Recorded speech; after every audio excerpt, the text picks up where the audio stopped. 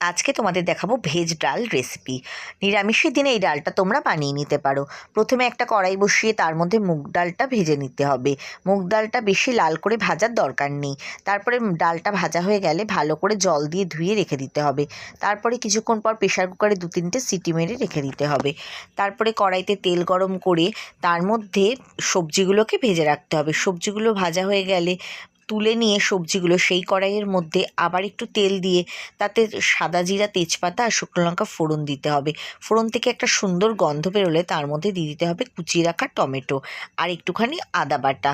তারপরে মশলাটা একটু কষিয়ে নিতে হবে। মশলাটা একটু কষানো হয়ে গেলে তার মধ্যে দিতে হবে হলুদ, জিরে গুঁড়ো, একটু সামান্য নুন। তারপরে একটু সামান্য জল দিয়ে দিতে হবে, কারণ যাতে শুকনো মশলাগুলো পুড়ে না যায়।